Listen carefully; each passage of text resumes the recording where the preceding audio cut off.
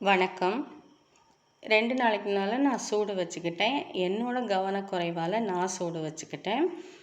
இன்னைக்கு இந்த விரல்ல சூடு வச்சுக்கிட்டேன். ரொம்ப சின்ன காயம் தான். உங்களுக்கு தெரியுதா இல்லையான்னு தெரியல. அது எனக்கு பயங்கரமா எரிஞ்சிச்சு. எனக்கு எந்த வேலையும் செய்ய முடியல. நான் கொண்டு போய் கைய ஃப்ரிட்ஜில வச்சு வச்சு எடுத்துட்டு வந்தேன். எனக்கு கொஞ்சம் எரிஞ்சிச்சு. ரொம்ப சின்ன காயம் தான். ஏன் இத சொல்ல வரேன்னா, ஒரு குட்டி பையன், ஒரு 4 வயசு இருக்கும். எனக்கு சரியா வயசு தெரியல. ரொம்ப குட்டி பையன்.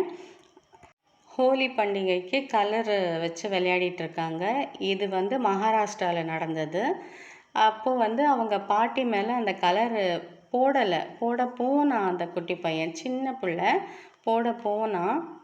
நம்மலாம் ஒழுங்கா நடக்கிற புள்ளையே, "நீ பார்த்து நட, கீழே விழுந்துராத, பத்திரமா" அப்படின்னு சொல்லுவோம்.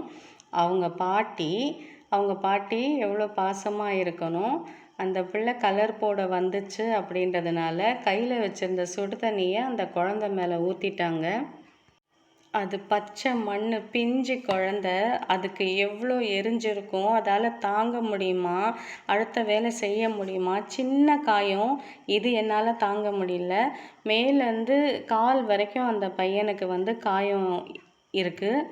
ஹாஸ்பிட்டல்ல அட்மிட் பண்ணி வச்சிருந்தாங்க. அதுக்கப்புறம் அந்த பையனுக்கு நியூஸ் சேனல் போய் பார்த்ததுல, அவங்க அம்மா மருந்து தடவிட்டுருக்காங்க. அந்த அம்மாக்கு எவ்வளோ வலி இருந்திருக்கும்.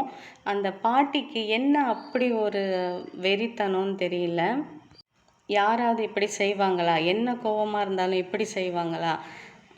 ஒரு பாட்டி, எனக்கு தெரிஞ்சு 2, 3 பாட்டி இருக்காங்க. சாபம் விடுற பாட்டி, திட்டுற பாட்டி, இந்த மாரி இருக்காங்க. இந்த பாட்டிக்கு தண்டனை தரலாமா? வேண்டாமா? தெரியாம பண்ணியிருப்பாங்களா? தெரிஞ்சு பண்ணியிருப்பாங்களா? தண்டனை தரணுமா? என்ன தண்டனை தரணும்னு கமெண்ட் பண்ணுங்க.